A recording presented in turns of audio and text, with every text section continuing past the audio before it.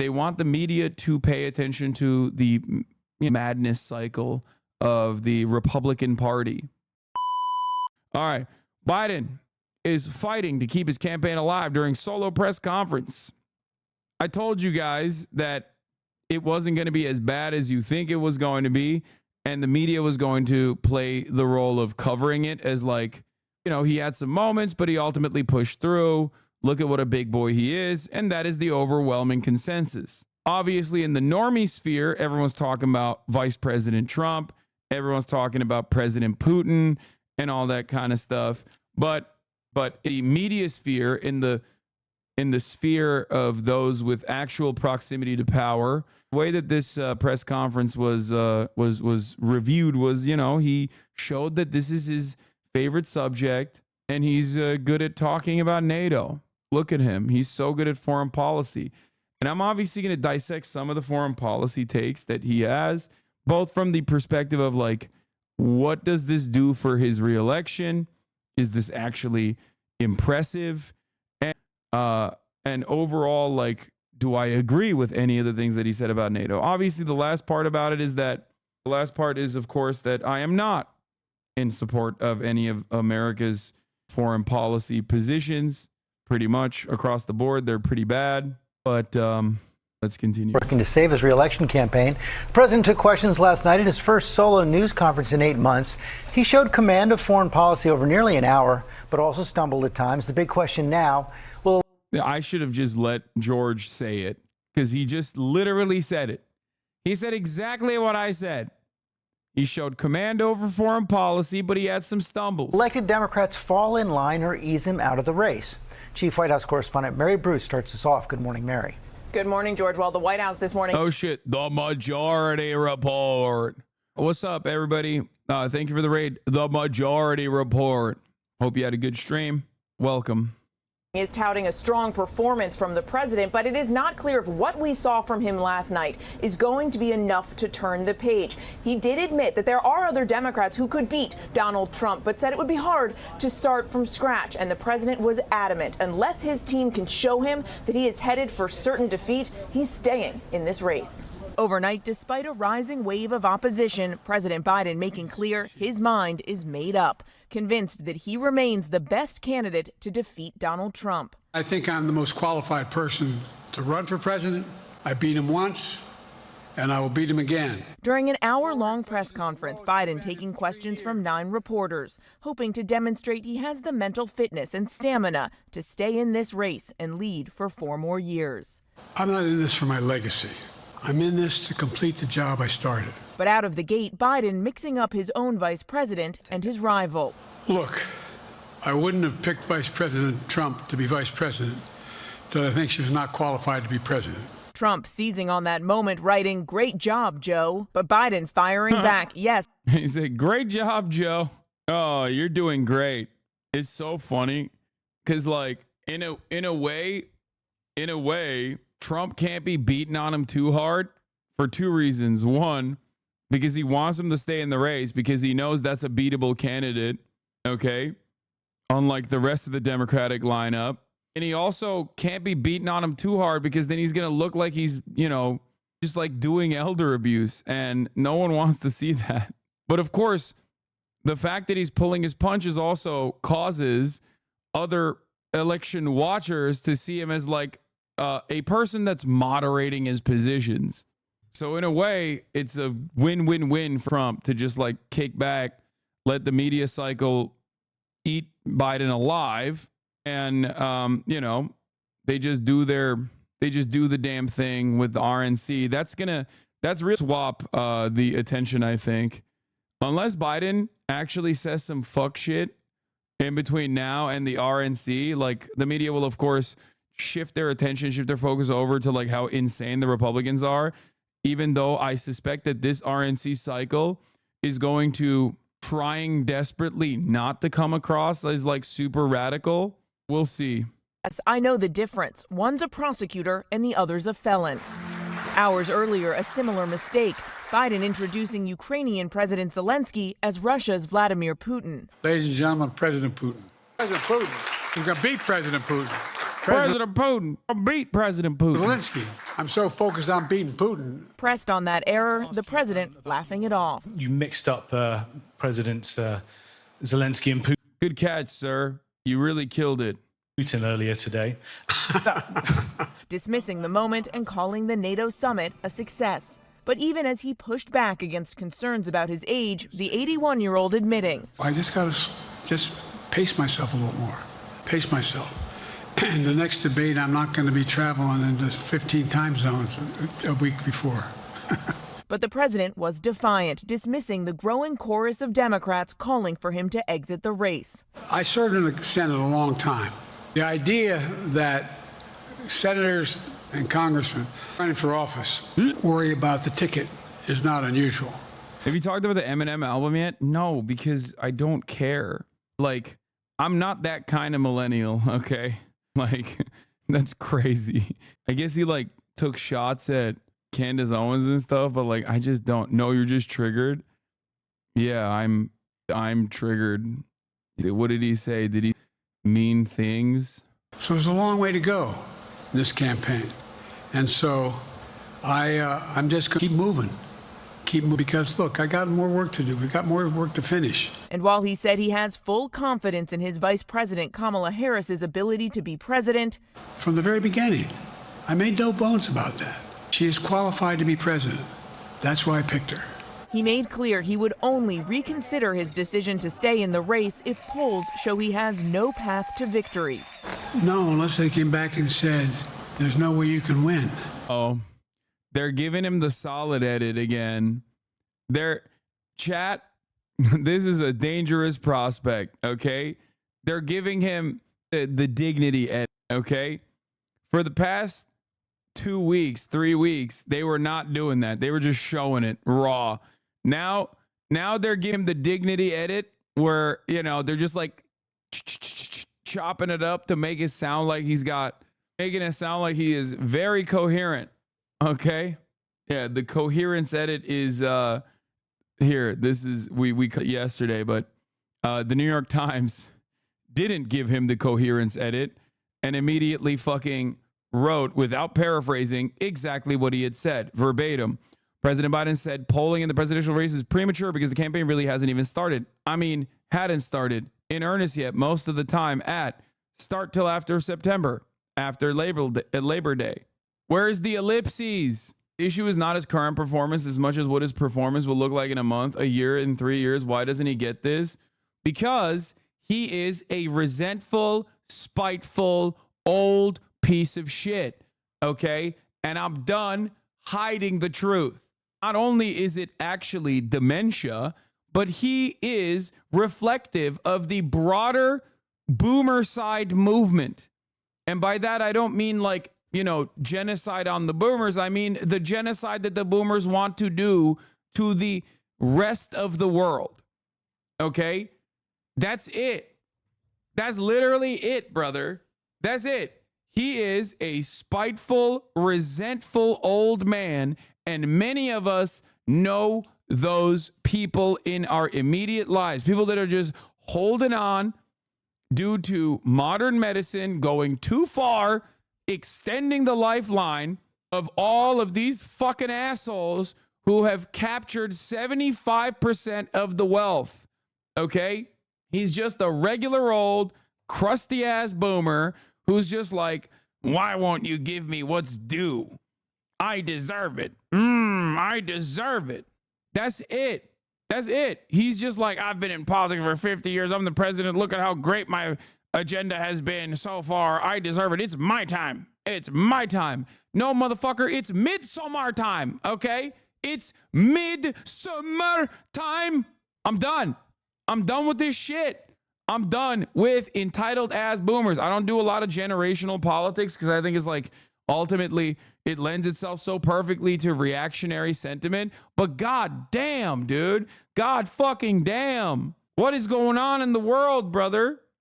Everyone over the age of 65 is just going crazy mode. They need to dial it back and go. They need to be put out the pasture. Okay. Go live in a fucking retirement home. You know, fuck each other silly. Get all of the fucking gonorrhea on the planet. If you want to do all of that, that's fine. but stop fucking the bag up. Okay? We need to do a forcible extraction of all of the wealth that is captured at the tippy top right now. And I don't mean by like, I don't know, the new geriatric focus that we are going into. I'm talking like just take their money, take their fun, take their power away, take the keys to the car. No more boomer shit. Have you covered Project 2025 or the Jeff docs or just covered Biden being old? Please. And Trump is better. Have you covered Project 2025? Brother, you just started paying attention. You've been following since 2019. But like, I think you are telling on yourself. I'm a political commentator. I've been talking about Project 2025 not only for months, but also beyond that. Describe to you what Project 2025 is and how it has been in existence for quite some time.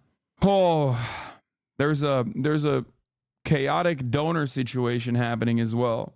You uploaded a vid on your channel literally 2 hours ago on it. Yeah, that too. To be fair, you have a lot of returning people. I know. It's not necessarily that like I'm annoyed with the returning people who are just like now invested in politics again. I'm annoyed with the people that come in here with this attitude when they're like, seems like you're not covering any of the stuff that would actually reflect poorly on Donald Trump because of some secret reason. Dude, that's you, man. That's your problem. Haven't watched since 2022 to be real law. Exactly. So why are you coming in here with this energy where you act like I'm fucking secretly in the pocket for Trump or some shit? You cover Project 2025 or the Jeff docs or just covered Biden being old? What do you mean? Biden or Buster? Nah. As of 5 minutes ago, the latest House Dem to call on Biden to drop out did it to his face. Lamau, respect.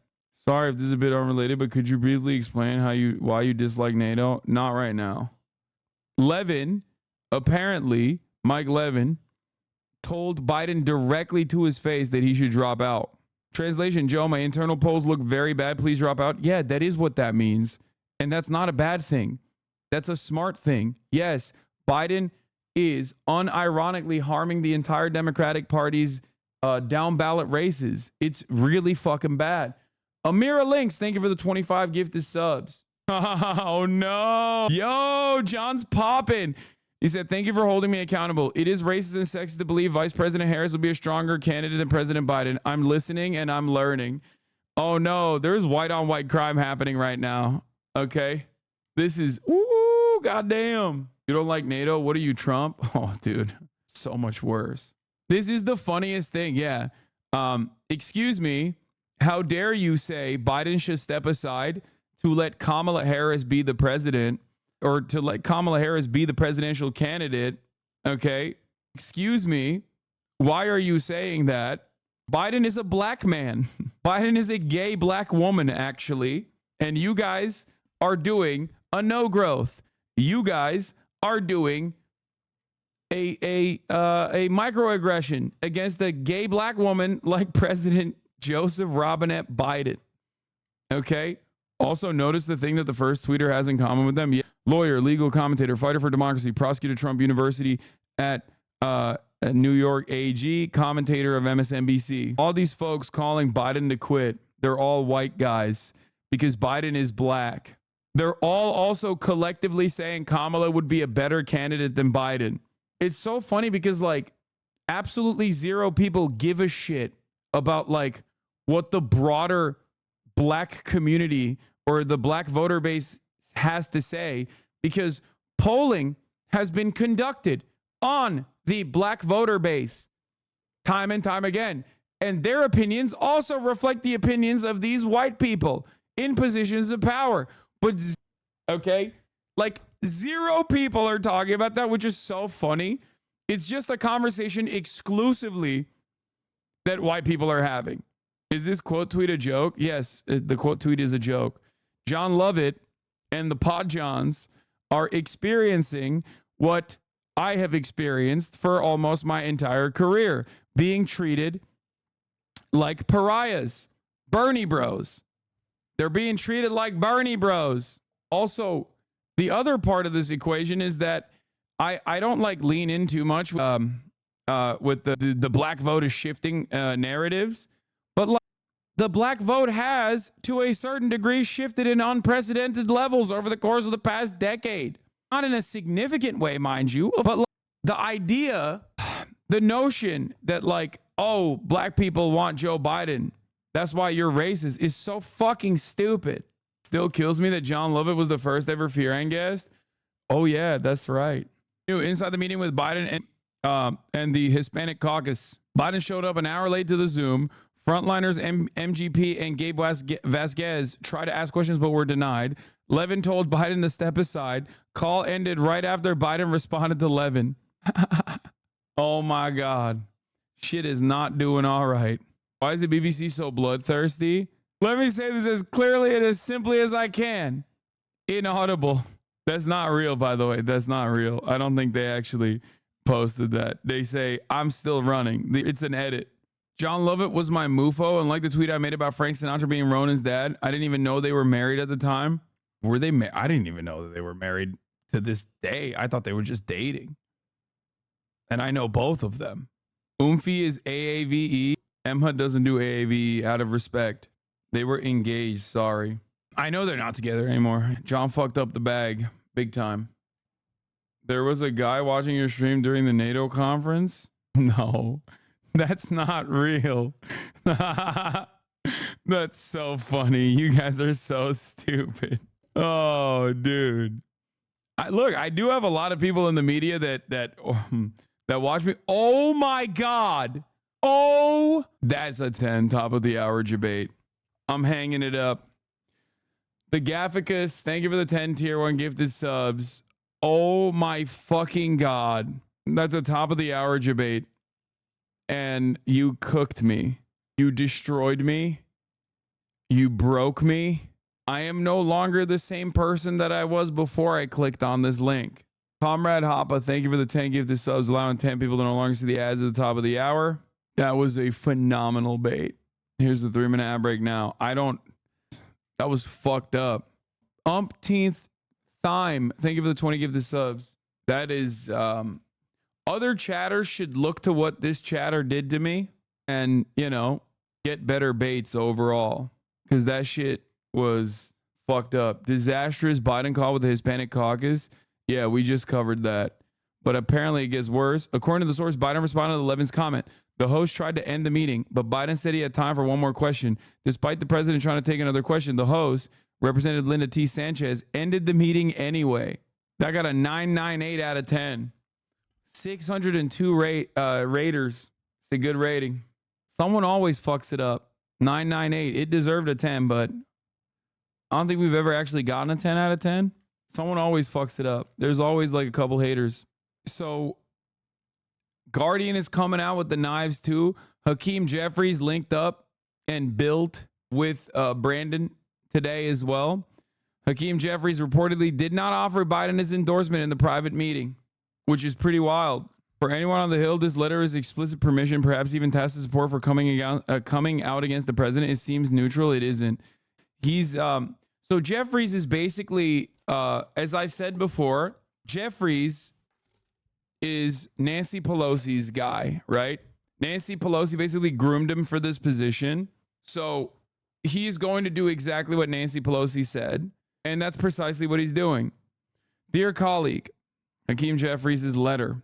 Over the past several days, House Democrats have engaged in a thoughtful and extensive discussion about the future of our country during a time when freedom, democracy, and the economic well-being of everyday Americans are on the line. Our discourse has been candid, clear-eyed, and comprehensive. On behalf of the House Democratic Caucus, I requested and was graciously granted a private meeting with President Joe Biden. That meeting occurred yesterday evening. In my conversation with President Biden, I directly expressed the full breadth of insight, heartfelt perspectives, and conclusions about the path forward that the caucus has shared in our recent time together. As House Democrats have done throughout this Congress, we will continue to work in the best interest of everyday Americans. Thank you for your continued leadership in the service of the communities we are privileged to represent. Sincerely.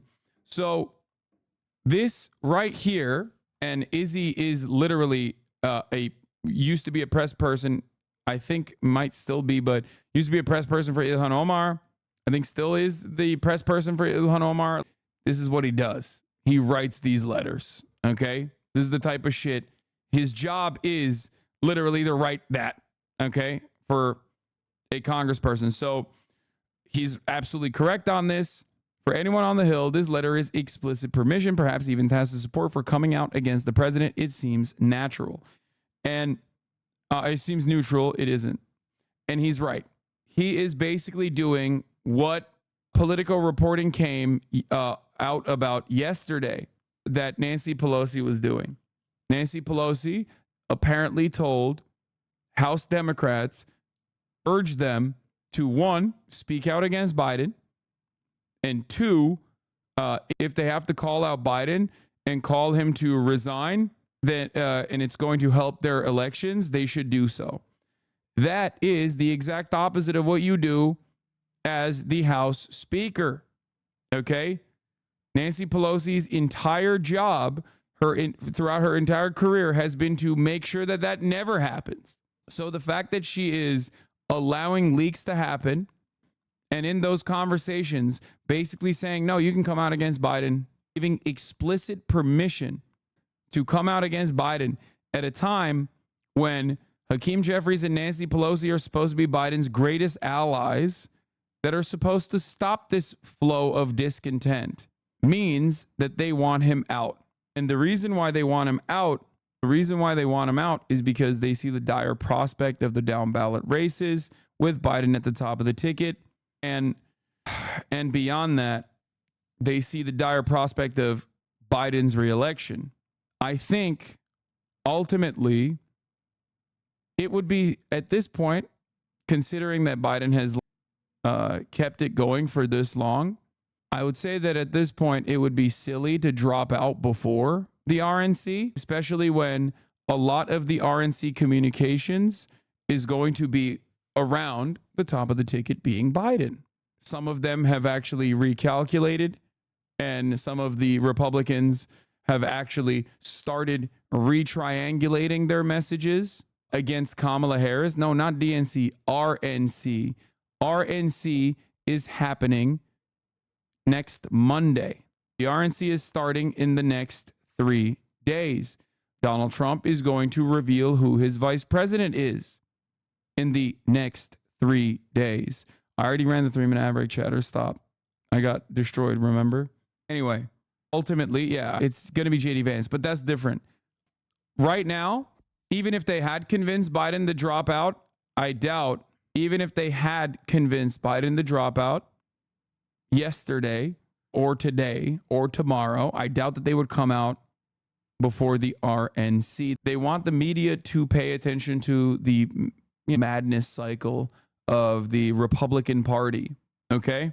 It would be significantly better. It would be genuinely smart to, wait until after the RNC is done to come out with the Biden dropout revelation. That is, if they have actually convinced the old man to listen to reason. Having said that, in that time frame, however, you got donors saying they're going to freeze roughly $90 million as long as Biden stays in the race.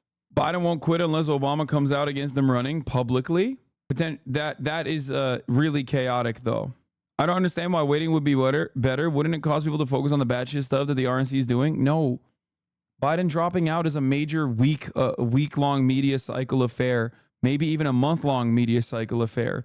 He drops out, then people shift their focus to who the new person is. No, that would dominate the news cycle in the same way that like Biden's current bad brain is dominating the news cycle. This is very fortuitous for Donald Trump, because every moment that the media apparatus is not covering Donald Trump's insanity and ridiculous reactionary sentiment and how chaotic he is, how disordered the Republican Party is, and how they are responsible for abortion, is a good moment for the Republicans and their electoral prospects. So the Democrats, in terms of the upcoming election, really desperately need the media to shift their focus onto the RNC. And Biden's flubs currently are kind of making that hard. So right now, I would go so far as to say that the Monday meeting with Lester Holt is a bad move. I think that Biden's team is bad. Okay? I'll just say it like that. I think Biden's campaign is not good. We already knew that they were not good. when they decided to fucking trot him out in front of 50 million people in an early ass debate that is now going to possibly cause him to leave the election altogether, right? That's a big fucking deal. That's a massive flub. I'm trying to find it, but there was a political scientist saying that Biden dropping out right after the RNC would be unlike anything we have a history of because it sucks the air out of their message and let Dems remake it however they want if Dems were smart. Yeah, that's what I'm saying. Yeah, no, I in agreement with this. I think that tactically it would be an incredible move. It would be an incredible move to just wait out until after the RNC if the Democrats were united, if they were smart, which they are not, and they are cowardly, they are feckless, they are some for good reason, because obviously making bold proclamations about the top of the ticket, demanding that the top of the ticket drop out is going to create an air of panic, you know?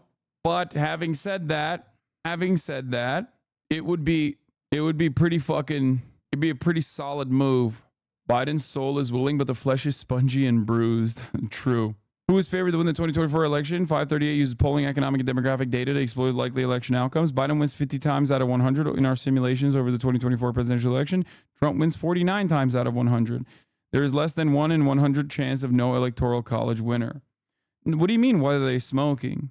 Data is perfectly accurate, I swear. Why are you guys doing the same thing that the Democrats are doing when you see something that doesn't reflect what you immediately thought the race looks like? Guys, I have maintained the position that there is still a likelihood that Biden wins this election, okay? All things considered. The problem is not whether or not Biden can win the election. The problem is how fucking unlikely it is at a time when it should not be a toss-up at all. Do you not understand the problem here? The fact that there is still a likelihood that Biden can win the election is the reason why he's holding on for dear life, which is really fucked up. A lot of the new polling that's coming out shows him losing popularity in swing states, and that's pretty fucking significant, okay? Internal numbers are showing that they're underwater, and that's also pretty fucking significant. Having said that, however, this is not a 50-50 race. This should not be a 50-50 race. This should be a 70-30 race. If there was currently a competent leader at the top of this ticket, it would be 70% favoring the Democratic Party, 30% favoring the Republican Party. But right now, it isn't there. And that's a massive problem, especially considering how much worse the media cycle is going to get for the top of the ticket and what the down ballot implications are of all of the other Democrats that are unfortunately running in the same election cycle as a 800-year-old man whose only prescient message is going to be, okay, we beat Medicare. If that is the guy leading the party, everyone is only going to talk about that. And the more they talk about that, the less likely it is for Democrats to be able to captivate those who are just not interested in voting. Okay? RCP polling honestly seems more accurate, and this was in 2020. RCP polling is not more accurate. RCP is always at a fucking right-wing bias, in my opinion. No. RCP, in my opinion, leans a little bit to the right.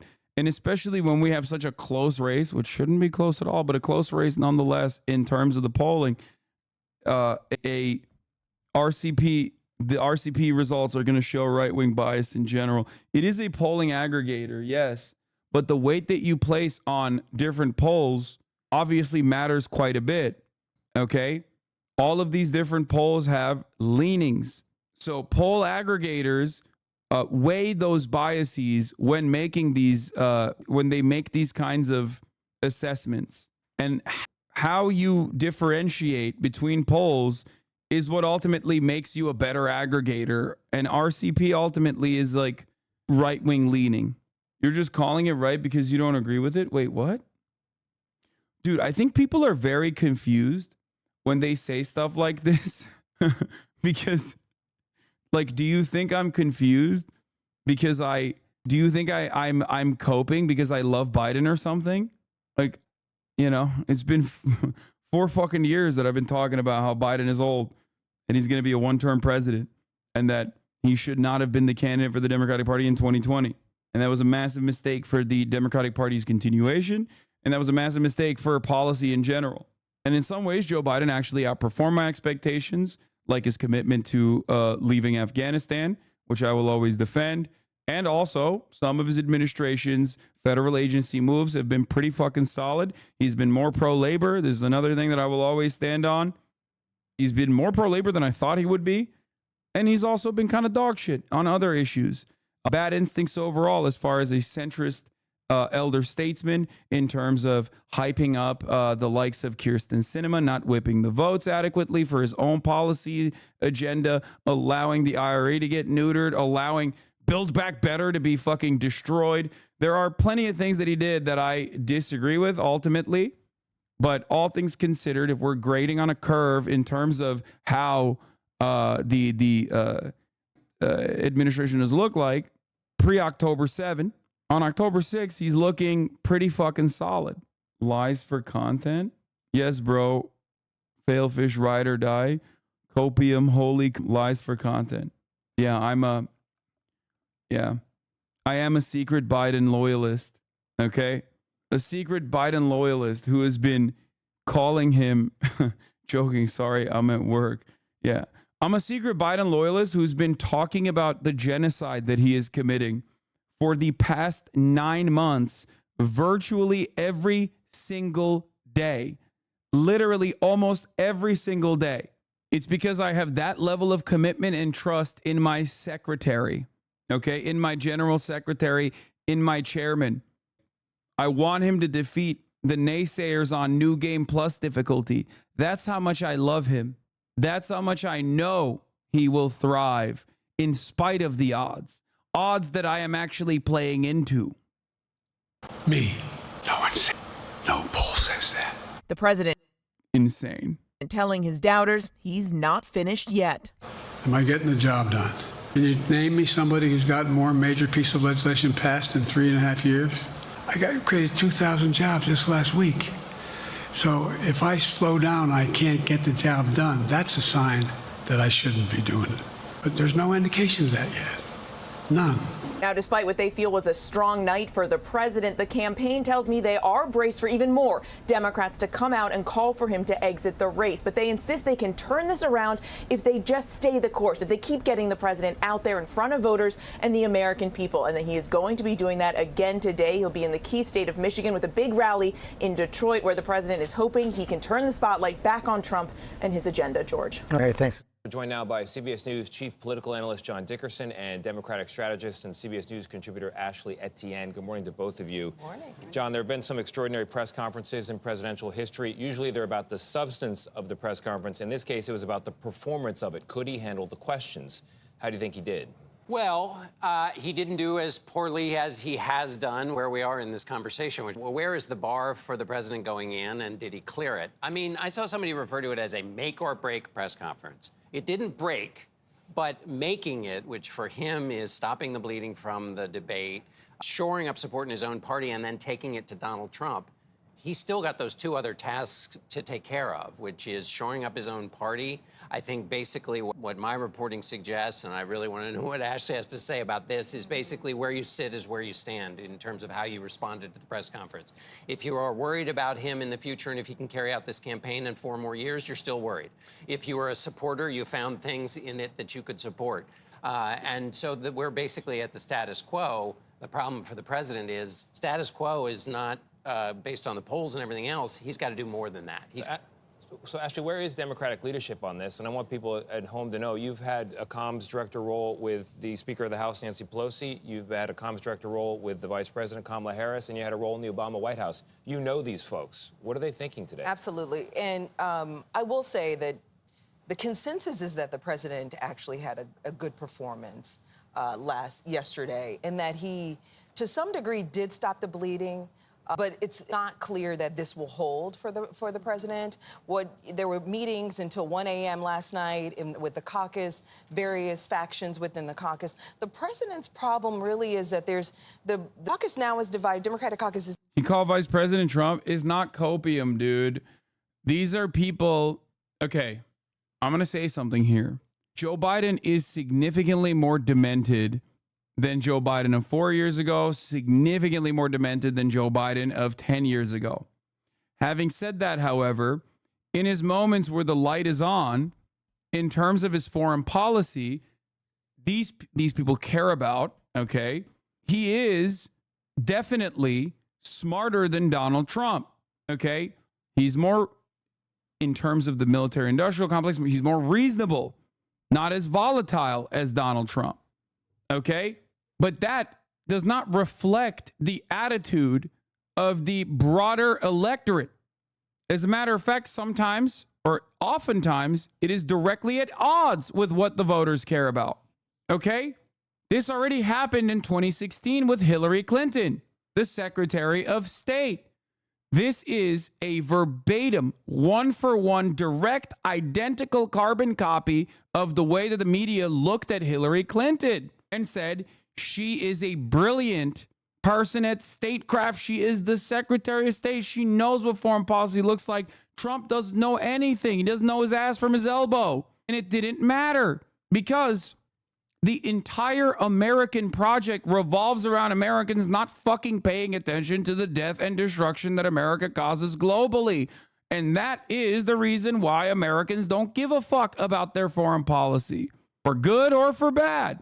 Normally, in order to maintain American imperialism, yes, you have to sedate the masses. You have to make sure that they don't even ever comprehend the death and destruction that we are responsible for overseas. Because if you had to think about that all the time, look at Gaza. If you had to think about that all the fucking time, you'd go crazy, right?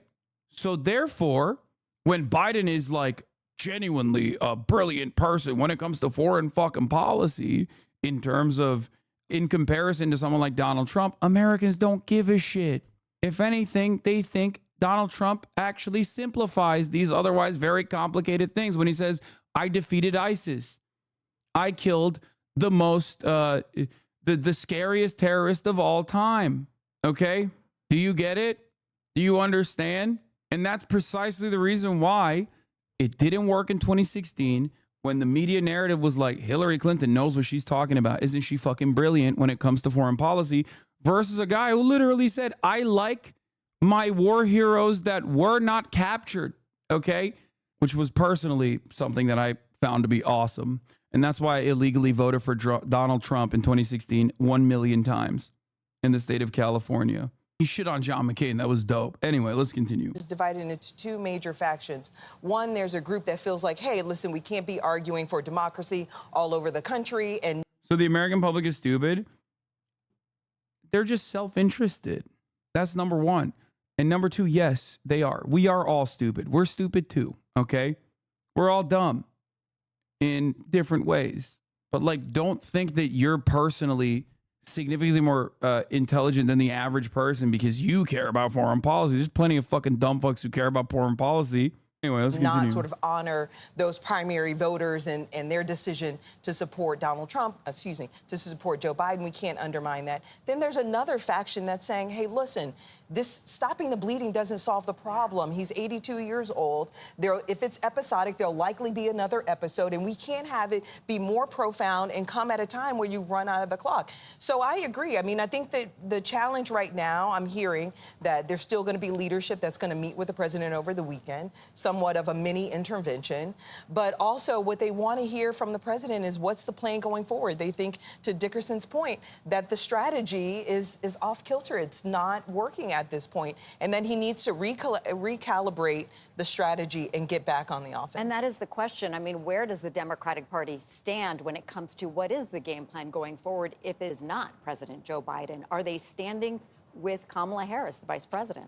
Well, that's really the challenge I'm hearing. The major sort of source of the infighting over the past week within the caucus has been this question of the alternative. You know, there's of these two factions, one has argued you can't go in and ask the president to step down without a plan. There is no plan and there is no consensus. So really the president's next big challenge at this point is, can he unify this party? Can he reassure those members? And it's not going to Dude, this is so funny. I don't know how Hasanabi, do what you want for your platform, but I think it's best we drag Biden across the finish line.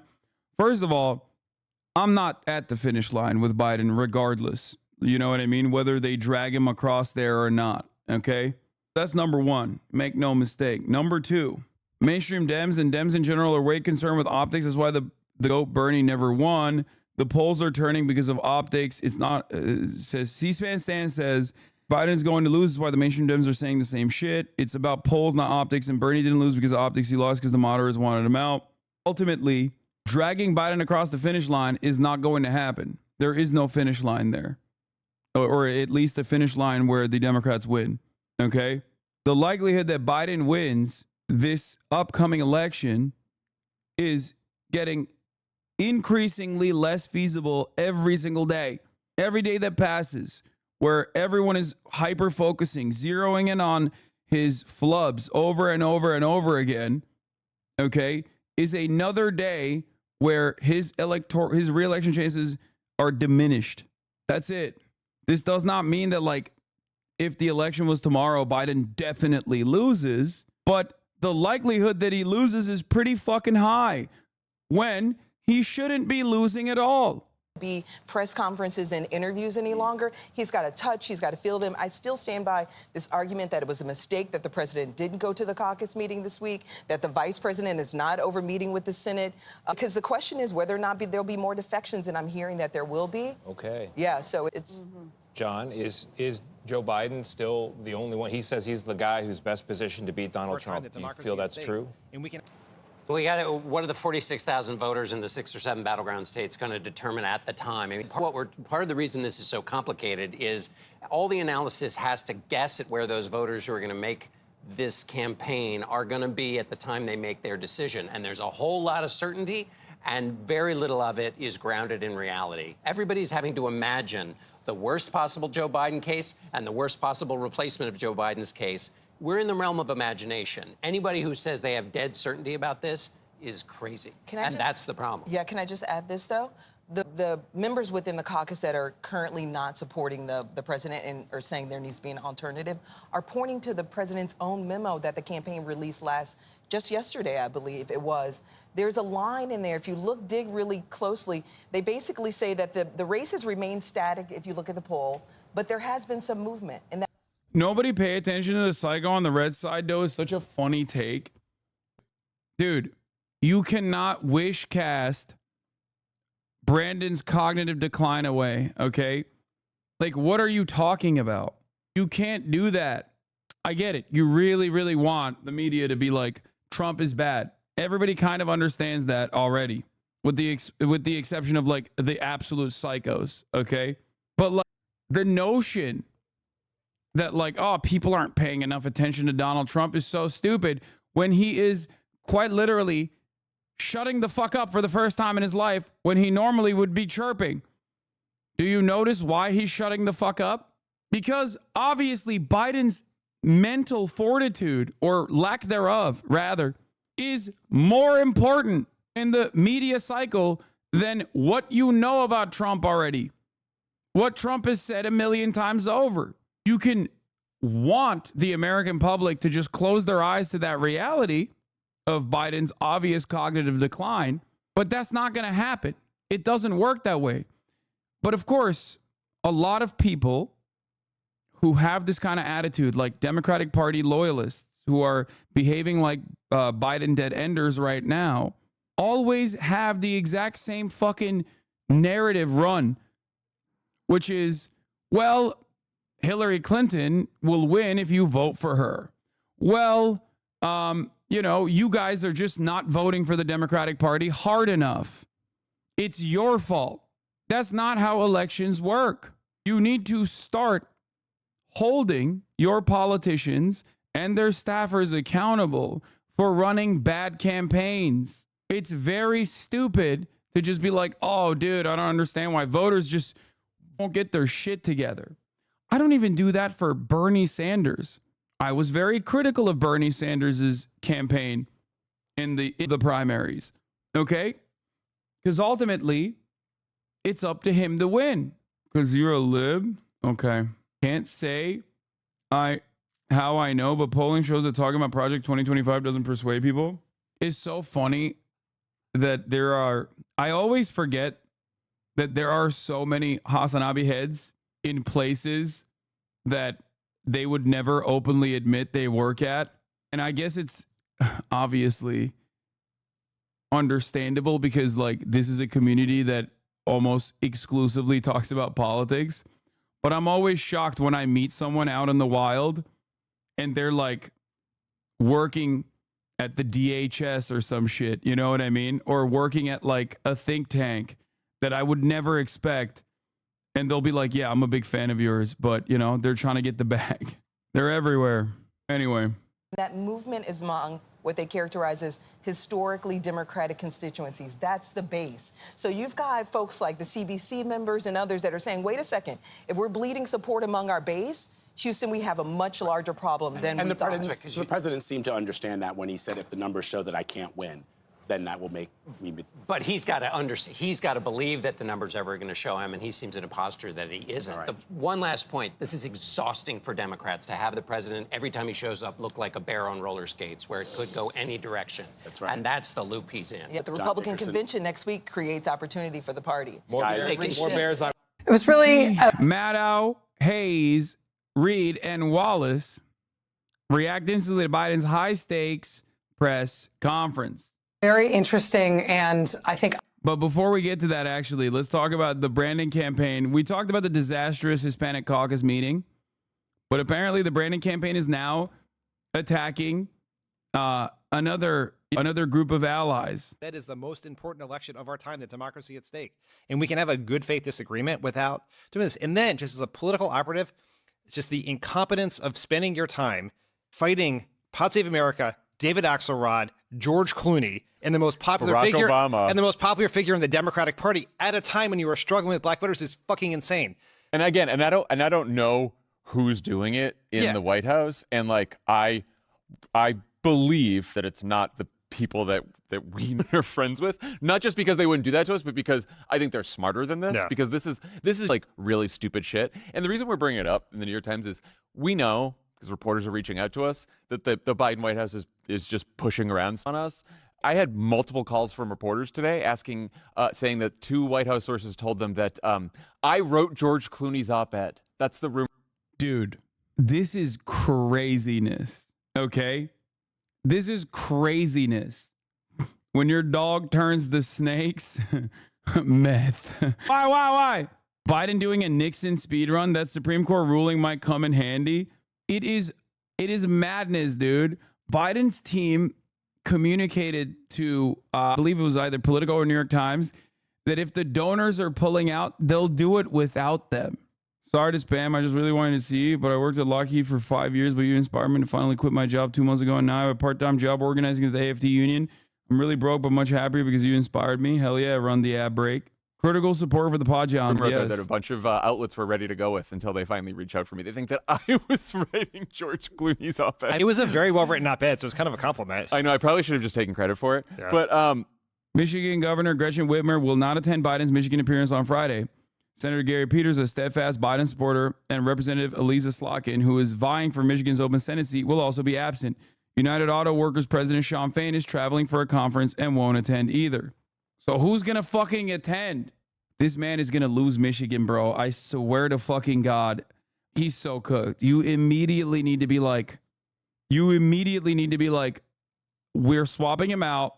Kamala Harris has already leaked to the press and also publicly stated that she is outflanking Biden on Israel's genocide in Gaza. It's just pack watch time. Prepare for the true BDS incoming. Biden dick suck.